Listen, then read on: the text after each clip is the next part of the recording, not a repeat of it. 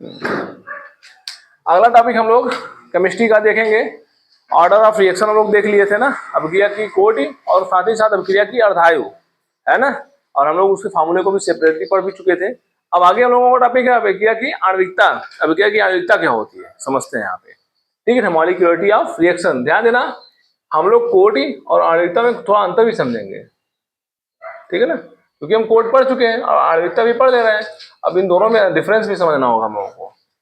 तो वो क्या होती थी अभिक्रिया की कोट, बोलो, सांद्रताओं की घातांकों का योग होती थी, है ना। जो हमारे पास अभिक्रिया होती थी उनमें प्रयुक्त सांद्रताओं की घातांकों का योग क्या होती थी, कोटि कहलाती थी। अभिक्रिया, ध्यान दो थोड़ा सा, जब कभी कोई अभिक्रिया होती है, जैसे मान लो कि हमने इसमें दो प्रकार के पदार्थ मिलाए हैं, समझो हमने इसमें कितने प्रकार के पदार्थ मिलाए हैं, दो प्रकार के पदार्थ मिलाए हैं। जब हमें इन दोनों में अभिक्रिया कराना होगा तो नियमतः अभिक्रिया जब ये लोग करते हैं तो आपस में ये लोग क्या करते हैं, टक्कर करते हैं। क्या करते हैं आपस में लोग, टक्कर करते हैं। जब ये लोग आपस में टक्कर करते हैं तो इस दौरान क्या होती है, अभिक्रिया होती है। इस दौरान क्या होती है, अभिक्रिया होती है। जैसे अगर हम शांति से जा रहे हैं रास्ते में तो हमें कोई दिक्कत नहीं होगी, लेकिन हमारे बॉडी से ब्लड तब निकल जाएगा, ब्लड तब निकल जाएगा जब हम किसी से क्या कर लेंगे, टक्कर कर लेंगे। टक्कर समझते हो ना, टक्कर समझते हो, टक्कर और संघर्ष एक ही चीज है। टक्कर माने लड़ना भिड़ना, संघर्ष माने लड़ना भिड़ना। समझ आया, जैसे आप जा रहे रास्ते लड़ गए, संघर्ष हो गया आपका, आप टक्कर हो गया, ठीक है ना। तो ध्यान दो, जब दो अणु आपस में टकराते हैं, अब ये अणु नहीं है, अणु भी हो सकते हैं, परमाणु भी हो सकते हैं, आयंस भी हो सकते हैं, इसी का नाम हम लोग देते हैं स्पीशीज। क्या नाम देते हैं, स्पीशीज का मतलब परमाणु, अणु अथवा आयन।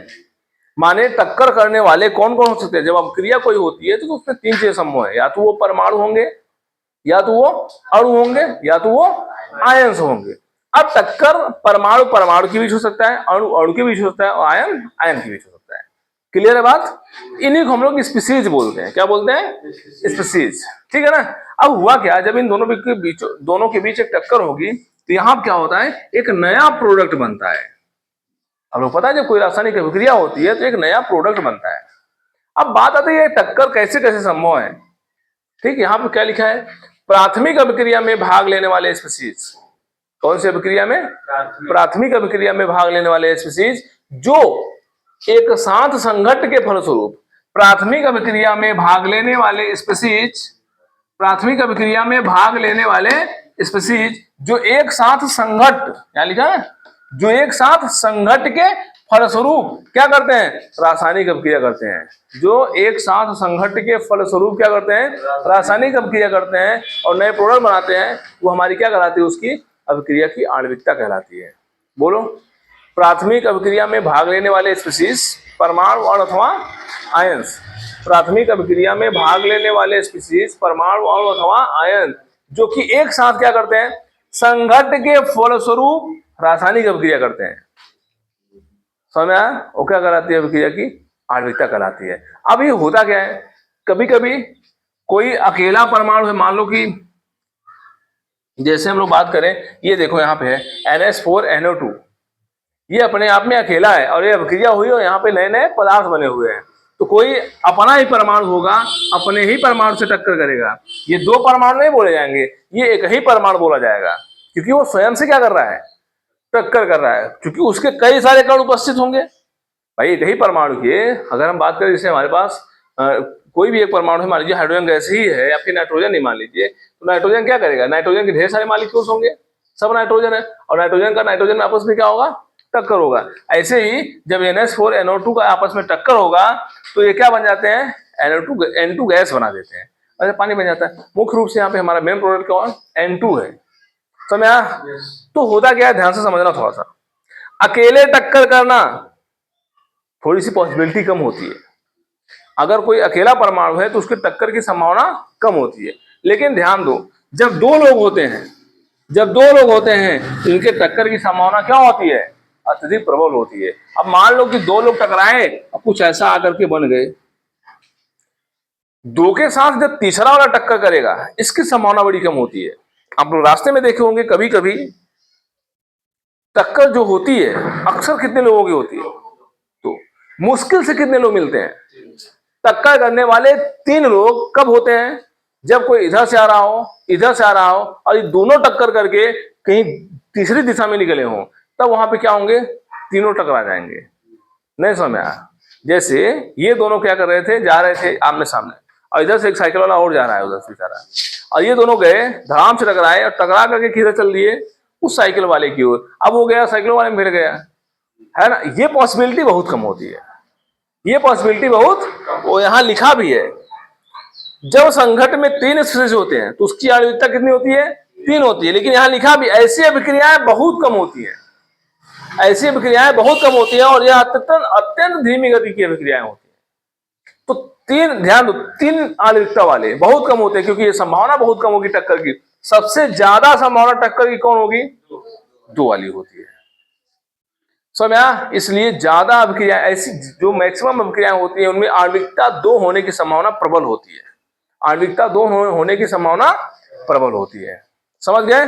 तो ध्यान दो, जब स्पीशीज आपस में टक्कर करते हैं, टक्कर के दौरान अभिक्रिया होती है, इसी को हम लोग क्या बोलते हैं? अभिक्रिया की आणविकता बोलते हैं। कोटि क्या होती थी? सांद्रताओं के घातांकों का योग होती थी। ये क्या है? टक्कर के फलस्वरूप जो अभिक्रिया होती है, जितने लोग आपस में टक्कर करते हैं, वो स्पीशीज क्या कहलाती है? अभिक्रिया की आणविकता। तो वही है, प्राथमिक अभिक्रिया में भाग लेने वाले स्पीशीज, प्राथमिक अभिक्रिया में भाग लेने वाले स्पीशीज जो एक साथ क्या करते हैं? संघटन के फलस्वरूप रासायनिक अभिक्रिया करते हैं। सिंपल है कि नहीं है? कुछ बहुत घबराना नहीं है। प्राथमिक अभिक्रिया में भाग लेने वाले स्पीशीज कौन कौन हो सकते हैं? परमाणु और अथवा आयंस हो सकते हैं। भाग लेने वाले स्पीशीज जो एक साथ संघटन के फलस्वरूप रासायनिक अभिक्रिया करते हैं। सिंपल सी बात है, टक्कर होने के बाद क्या होती है? रासायनिक अभिक्रिया होती है, ठीक? और रासायनिक अभिक्रिया होगी, उसे लोग क्या बोलेंगे? आणविकता बोलेंगे। आणविकता प्रायोगिक नहीं होती है, ध्यान दीजिएगा। आणविकता प्रायोगिक नहीं होती है। प्रायोगिक कौन होता है? कोटि। कोटि में मैंने आप लोग बताया था, जो वेग व्यंजक हम लोग लिखते थे वो कैसा लिखते थे? प्रायोगिक रूप से जो सिद्ध होता था उसको लिखते थे, है ना? जबकि संख्याएं अलग अलग आती थी लेकिन लिखा कुछ और जाता था। इसका मतलब क्या है? कि वह प्रायोगिक रूप से सिद्ध होती थी, लेकिन आणविकता प्रायोगिक नहीं होती, यह भी सैद्धांतिक होती है, यह देख करके लिखी जाती है। यहाँ पर एक है, एक अणु का अभिक्रिया। कौन सी अणु का अभिक्रिया? देखो, जब संघटन में केवल एक ही स्पीशीज होता है तो उस अभिक्रिया की आणविकता कितनी होती है? 1 होती है। ये देख पा रहे हो आप? जब संघटन में 2 स्पीशीज होते हैं, कितने स्पीशीज हैं? 2 स्पीशीज, एक ही अणु के 2 स्पीशीज हैं, और 2 स्पीशीज होंगे तो उसकी आणविकता कितनी होगी साहब? 2 होगी। अगर यही 3 हो जाते तो 3 होती। यहाँ पे लिखा है जब संघटन में 3 स्पीशीज होते हैं तो उसकी आणविकता बहुत कम, सॉरी, उसकी आणविकता 3 होती, और यह अभिक्रिया बहुत कम संभव होती है, ठीक? 3 लोगों के टक्कर की संभावना क्या होती है? अत्यंत कम होती है। 3 अणुओं के टक्कर की संभावना, अक्सर 2 अणु टक्कर करके अभिक्रिया कर लेते हैं। बात समझ आ गया इतना? तो ये है हमारी, क्या बहुत बड़ा टॉपिक नहीं है, बस इतना ही पढ़ना था। इसमें ध्यान है, अभिक्रिया की कोटि 0 भी हो सकती है। इधर देखो, अभिक्रिया की कोटि क्या हो सकती थी? 0 भी हो सकती है, 1 भी हो सकती है, 2 भी हो सकती है, और 3 भी। और क्या हो सकती है? भिन्नात्मक भी हो सकती है। ध्यान देना। लेकिन आणविकता, ये तो थी कोटि, आणविकता याद रखना, आणविकता केवल और केवल 1, 2 और 3 संभव है। अब ध्यान दो, 3 वाली अभिक्रिया तो बहुत कम मिलती है, तो क्या बताओ 4 वाली मिलेगी क्या? तो चतुर्थ कोटि की तो मिलबे नहीं करेगी, क्योंकि 3 में ही संभावना क्या हो जा रही है? बहुत कम हो जा रही है। तो चौथे की तो संभावना ही नहीं होगी ना। ऐसा जल्दी होबे नहीं करेगा कि 4 लोग एक साथ भिड़ गए हों, 4 गाड़ियां आकर के भिड़ गई हों। हाँ, तो अब कहो मतलब, अब भीड़ में कोई गाड़ी लाइन लगी है, अब एक से मार दें ब्रेक कस के, अब पीछे वाले जितना जने हमको धड़ाम धड़ाम मार देंगे, नहीं होता। जैसे आप साइकिल लेके जा रहे हो, अब आगे वाला अचानक ब्रेक मार खड़ा हो गया तो उगले बगलिए वाला लड़ जाएगा, तो उसके पीछे रहो। इसको एक्सीडेंट नहीं कहते हैं। आमने सामने का संघर्ष हो, ऐसी पॉसिबिलिटी, आमने सामने का संघर्ष हो, टक्कर हो, ऐसी संभावना आपको बहुत कम मिलेगी। 4 गाड़ी एक साथ आकर के क्या होंगे हो, इधर से भी, इधर से भी, इधर से भी, इधर से, ये संभावना होती ही नहीं है। अभिक्रिया की आणविकता केवल 1, 2 और 3 संभव है, जबकि आणविकता 0 नहीं होती।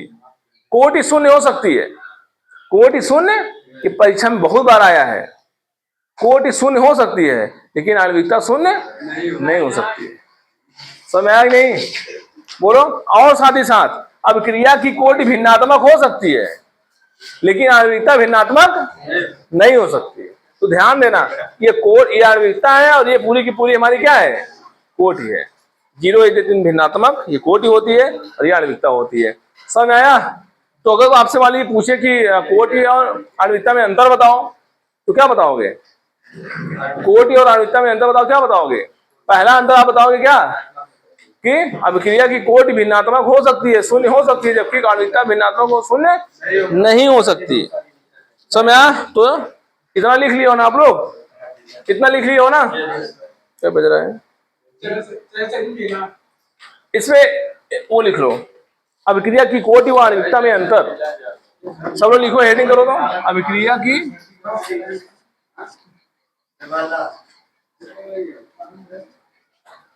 अभिक्रिया की कोटि व आणविकता में अंतर,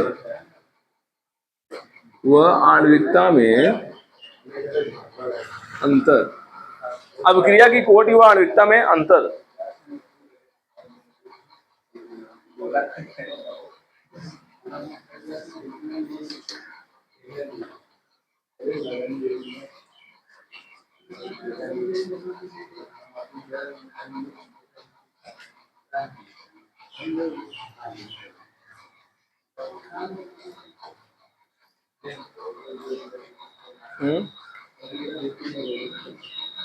एक बात बताओ, अगर हम लोग बात करें कोटि की और हम लोग बात करें किसकी? आणविकता की। किसकी? आणविकता की। ठीक है ना? तो क्या क्या लिख सकते हो? कोटि जो होती है वो क्या हो सकती है? यह प्रायोगिक होता है। पहला नंबर प्रायोगिक होता है और यह सैद्धांतिक होता है।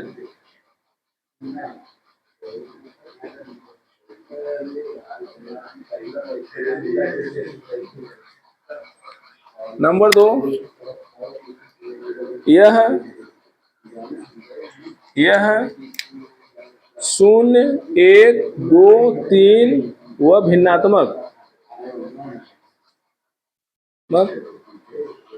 हो सकती है।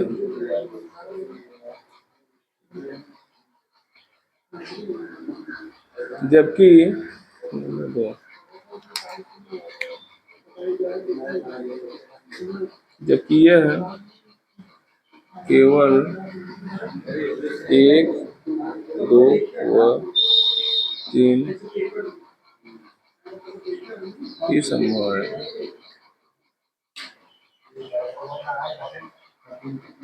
लिखो लिखो डिफरेंस।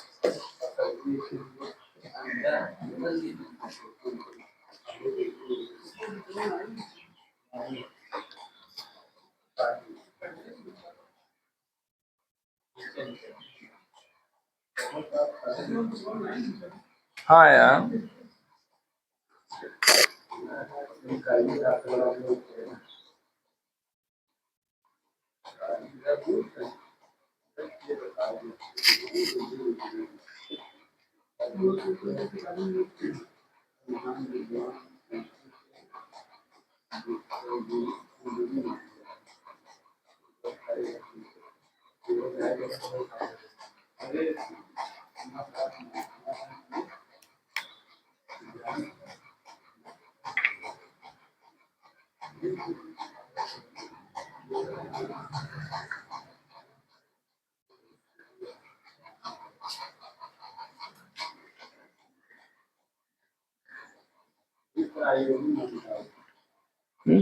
जो प्रयोग पर निर्भर करे, जो प्रयोग में आप देख पा रहे हैं, प्रयोग किए आपने देखा ऐसा हो रहा है तो वही चीज है। सैद्धांतिक मतलब जो अभिक्रिया को देख करके आप लिखते हो सीधा सीधा, वो प्रयोग नहीं करते हो।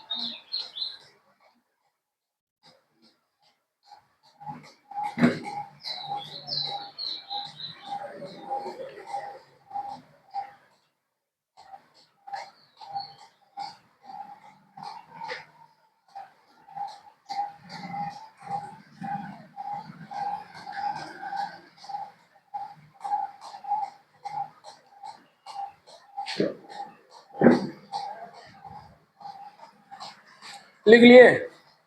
तो कोटि जो होती है वो क्या होती है, प्रायोगिक होती है, और आणविकता क्या होती है, सैद्धांतिक होती है। ये आप लोग देखे थे, कोटि प्रायोगिक हो रही थी क्योंकि हम लोग इसको प्रयोग करके अभिक्रिया को देखेंगे तभी कोटि लिख सकते हैं। अगर प्रयोग नहीं किया तो हम कोटि नहीं लिख सकते। लेकिन सैद्धांतिक होता है, इसको आप देख करके बता सकते हो कि हमारी आणविकता कितनी है। अभिक्रिया की जो कोटि होती है वो 0, 1, 2, 3 और भिन्नात्मक संभव है, जबकि हमारी जो आणविकता होती है वो केवल और केवल 1, 2 और 3 ही संभव है। ठीक।